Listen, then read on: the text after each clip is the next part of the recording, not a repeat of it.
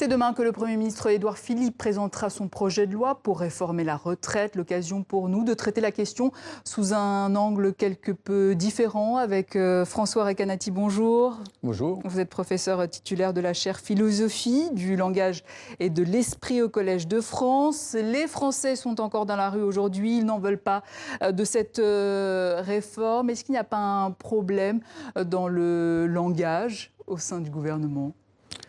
En tout cas, dans la communication, il y a effectivement manifestement un problème de communication. La communication repose entre autres sur la confiance. Et là, la confiance n'existe manifestement pas du tout. On entend les politiques dire aux gens qui les critiquent qu'on ne les croit pas. Et c'est un problème parce qu'il est important, effectivement, quand quelqu'un vous dit quelque chose, la personne qui vous parle sollicite de votre part la confiance, de croire effectivement ce que la personne dit. Mais est-ce qu'il y a une différence entre le langage et la communication, justement ? Ah oui, il y a une différence importante entre le langage et la communication. Et on ne le voit pas souvent parce qu'on pense que le langage est fait pour la communication, c'est un instrument de communication. Et ce qu'on peut peut-être discuter, mais en tout cas, ce qui fait voir la différence, c'est qu'on peut communiquer sans le langage. On n'a pas besoin du langage pour communiquer. Si je suis dans un pays étranger, que je ne connais même pas les codes, j'arriverai quand même, de façon vraiment rudimentaire, mais quand même à communiquer avec des gestes, même des gestes qui ne sont pas conventionnels. J'arrive quand même à communiquer. L'essence de la communication, ça consiste à avoir l'intention de faire passer, disons, un certain message et à faire en sorte que l'autre reconnaisse cette intention. Et à partir du moment où l'autre a reconnu l'intention, l'intention est satisfaite. Si vous voulez, si je veux, par exemple, saluer quelqu'un, je peux le faire de 1000 façons conventionnelles, en soulevant mon chapeau, en hochant de la tête, tout ça. Et si l'autre ne comprend pas que je suis en train de le saluer, je n'ai pas réussi à le saluer. D'un autre côté, je peux faire n'importe quel geste, même non conventionnel. Si l'autre reconnaît qu'en faisant ce geste, je le salue, alors je l'ai salué. La communication, ça n'est que ça. Et le langage, ça sert à rendre explicite ce qu'on a le message qu'on cherche à communiquer. Ça permet de coder les choses, ça permet de faire en sorte que l'intention soit facile à reconnaître, mais ce n'est pas essentiel. Oui, c'est difficile quand on parle pas le même langage. Justement, le langage, c'est aussi, j'imagine, le symbole, le terrain des luttes de pouvoir. Ici, la classe dirigeante d'un côté, les syndicalistes de l'autre, par exemple. La population aussi, ils ne parlent pas le même langage. Et c'est bien ça le problème, sans doute. Oui, je ne sais pas s'ils parlent le même langage ou pas, mais il y a, disons, c'est vrai que le langage implique l'autorité. Si vous dites quelque chose, si vous faites une affirmation, vous vous posez comme ayant une certaine autorité par rapport au sujet dont vous parlez. Et c'est une autorité, une position d'autorité qu'on peut vous dénier, on peut refuser que vous ayez cette position d'autorité. Et dans le langage, dans la parole, il y a le contenu de ce qu'on dit, les mots qu'on emploie, et ça, c'est quelque chose qui est commun, on emploie tous les mêmes mots.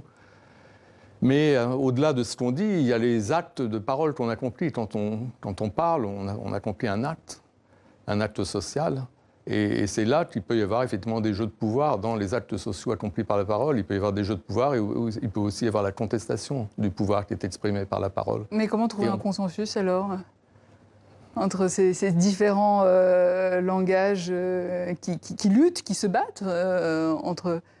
On verra bien. On verra bien. C'est peut-être le côté lacanien du gouvernement, avoir un langage hermétique et pour ne pas forcément être compris. C'est peut-être volontaire?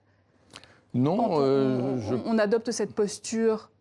Je n'ai pas eu ce sentiment que c'est vrai que la recherche de l'hermétisme est une stratégie, disons, langagière, mais je n'ai pas eu l'impression que c'était le cas, que le gouvernement cherchait à ne pas être compris. Je pense qu'effectivement, c'est un problème que les propositions gouvernementales ne soient pas suffisamment claires, mais je ne pense pas qu'il y ait d'intention de les rendre non claires, parce qu'au contraire, ça nuit tout à fait au gouvernement. Donc je pense que la clarté, c'est plutôt l'intérêt du gouvernement. Mais encore une fois, ça ne sert à rien d'être clair s'il n'y a pas de la confiance. Vous pouvez dire quelque chose noir sur blanc, le répéter 10 fois. Si on pense que derrière ce que vous dites, il y a autre chose que vous voulez communiquer ou qu'il y a quelque chose derrière, du coup, ça ne sert à rien que votre discours explicite soit parfaitement clair, puisque ce qu'il y a derrière pourra être un objet de contestation et ne sera pas, lui, complètement clair. Il ne sera pas avoué. Par exemple, si le gouvernement avait des arrière-pensées, il ne va pas les avouer. ses adversaires vont les lui prêter. Et donc là, il n'y aura pas d'entente parce que ça n'est pas des choses qui sont dites de façon explicite. Et donc, on ne peut pas effectivement s'accorder là-dessus. Mais c'est vrai que dans la communication, il y a plein de niveaux. Il y a ce qu'on dit, il y a ce qu'on laisse entendre, il y a ce qu'on veut, en fait, mais qu'on cache. Il y a plein de niveaux différents, donc c'est tout à fait possible de jouer sur l'un ou l'autre de ces niveaux. Donc même si le gouvernement dit des choses très claires et explicites quant à ses intentions, il y a tout le problème des arrière-pensées qui vient en sus. Et ce problème-là, c'est très difficile de nier qu'on ait des arrière-pensées quand on parle, parce que les arrière-pensées, par définition, ce n'est pas quelque chose qui est explicite, donc c'est forcément des choses qui peuvent être appréciées en fonction du contexte, de la situation. Et le destinataire de la communication est libre, disons, d'apprécier cela de la façon dont il l'entend. Alors vous-même, ce courant de pensée de Jacques Lacan, vous l'avez suivi, après vous avez fait marche arrière, pourquoi? Vous parlez de Jacques Lacan, je l'ai suivi, oui, mais c'était il y a très longtemps, hein, c'était il y a un demi-siècle.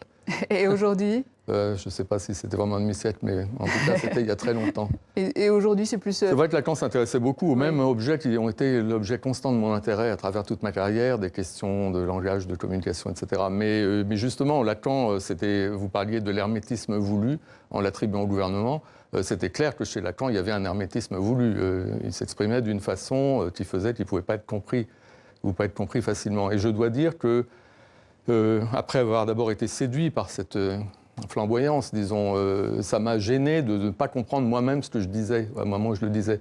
Et c'était le problème. J'avais envie intellectuellement quand même de faire des progrès et ne pas comprendre soi-même ce qu'on dit et de forcer justement de s'en remettre à Lacan lui-même pour juger si ce qu'on a dit est bien ou pas, c'était un problème. Et j'ai trouvé qu'en suivant la voie plutôt de la clarté, côté explicite, donc etc. plus anglo-saxonne peut-être dans la philosophie. Que cette voie-là me permettait d'être maître du cours de mes propres pensées, maître de mon propre progrès, et que dans les faits, ça m'a permis de faire des choses que je n'aurais pas pu faire dans cet ancien système. Dire, c'est faire. Dire, c'est faire, c'est un peu ça l'idée. Dans 2 jours, jeudi, vous allez inaugurer la chaire philosophie du langage et de l'esprit au Collège de France. C'est quoi l'idée? C'est la leçon inaugurale. Une chaire commence toujours par une leçon inaugurale, qui est une cérémonie, où l'on présente son programme, sa discipline. On présente, donc, je dirais, ce que c'est que la philosophie du langage et de l'esprit, car ce n'est pas commun d'accoler ces deux termes. Je parlerai aussi un peu de mes prédécesseurs, etc. C'est l'exercice que l'on fait dans une leçon inaugurale. Et on est tous invités? Comment ça se passe Le Collège de France est ouvert à tous, donc tout le monde peut venir, tout le monde est invité, dans la limite des places disponibles, mais il y a pas mal de places, puisque l'amphithéâtre Marguerite de Navarre, c'est 450 places. Alors évidemment, avec les grèves, malheureusement, la leçon inaugurale tombe en plein dans les grèves, donc beaucoup de gens, effectivement, seront empêchés, donc je doute qu'on ait des problèmes de place, donc vraiment, tout le monde est invité. Et la grande ligne de votre discours, qu'est-ce que ça va être alors jeudi? Eh bien, je vais donc présenter effectivement cette idée de... Je vais parler, disons, d'abord du courant philosophique. Vous parliez des anglo-saxons. Le courant philosophique dans lequel je m'inscris, c'est ce qu'on appelle la philosophie analytique. Tout le monde ne sait pas ce que c'est, donc je vais en parler un petit peu. C'est quoi alors la philosophie analytique, dites-nous?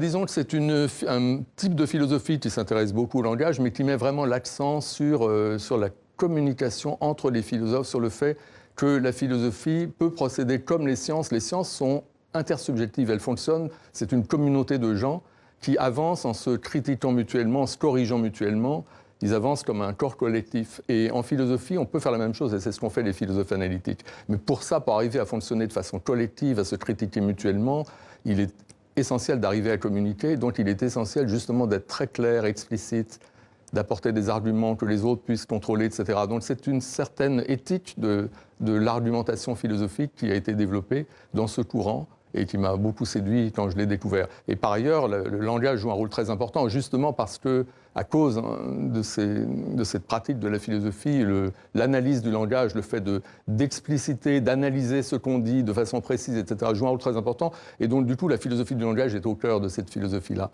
Mais je parlerai, dans ma leçon inaugurale, de la philosophie du langage, qui, au XXe siècle, a connu des mouvements très intéressants. Je parlerai donc un peu de l'historique. Eh bien, c'est passé par des phases complètement différentes. Je parlerai de la phase de la philosophie du langage idéal, où il s'agissait de fabriquer des langages parfaits, très différents des langues qu'on parle, des langages qui soient appropriés pour la science, C'était essentiellement les logiciens qui faisaient ça. Après ça, il y a eu la philosophie du langage ordinaire, où il y a eu une révolte contre ces langages logiques, où on a dit, ce qui est intéressant, c'est la parole telle qu'elle existe, comme phénomène naturel. Et il ne s'agit pas du tout de réformer cela ou d'essayer de le changer. Il faut regarder comment ça marche réellement. Et les gens ces philosophes du langage ordinaire, ont beaucoup mis l'accent sur ce qu'on fait, justement, ce qu'on fait quand on parle, les actes de parole. Vous disiez qu'en dire, c'est faire. C'est une des grandes idées. C'est que parler, c'est une activité sociale et qu'il faut l'analyser comme activité sociale. Et puis, il y a une troisième phase dont je parlerai, c'est celle où nous sommes maintenant, la philosophie du langage et de l'esprit, où il s'agit non plus de regarder le langage, ce système de représentation particulier, la représentation linguistique, mais de s'apercevoir qu'il y a beaucoup de choses qui sont un peu comme des langages. Par exemple, la pensée. La pensée, c'est un peu comme un langage. Et il y a beaucoup de choses, disons, beaucoup de phénomènes qui font intervenir la notion de représentation. Mais ça peut être des représentations publiques, des représentations mentales, pas nécessairement des représentations linguistiques. Donc il y a un grand élargissement du champ qui intervient ici. Et là, on rencontre par exemple les sciences cognitives qui s'intéressent aussi aux représentations mentales. Donc le langage est toujours un des systèmes qu'on étudie, mais ce n'est qu'un système parmi d'autres. Et si vous deviez étudier autre chose, après le langage et l'esprit, ce serait quoi par exemple? Et ce sera notre dernier mot. Eh bien, beaucoup de choses m'intéressent, mais en rapport avec le langage et l'esprit, et déjà étudié par des philosophes qui travaillent dans le même domaine que moi, il y a les institutions sociales. C'est vrai qu'il y a un lien entre les choses institutionnelles, les choses qui n'existent que parce que nous déclarons qu'elles existent. Prenez un mariage, par exemple. Un mariage existe simplement parce qu'on a dit, il est représenté comme existant. On se représente le fait que des gens sont mariés, du coup ils sont mariés. Unissez-vous. Ou on dit vous êtes mariés, vous êtes mariés-femmes, et du coup ils sont mariés-femmes. Donc il y a un pouvoir, disons, de la représentation linguistique de créer certains faits qui existent parce qu'ils sont déclarés tels. Si je dis la séance est ouverte, je fête la séance est ouverte, si je suis le président de séance. Et cette propriété de performativité est liée à l'existence même des institutions sociales qui reposent sur cette propriété-là. Donc ça, c'est un thème qui dépasse très largement le langage, mais qui m'intéresserait aussi beaucoup. François Recanati, merci. Je rappelle que vous êtes professeur titulaire de la chaire Langage Esprit au Collège de France. Merci.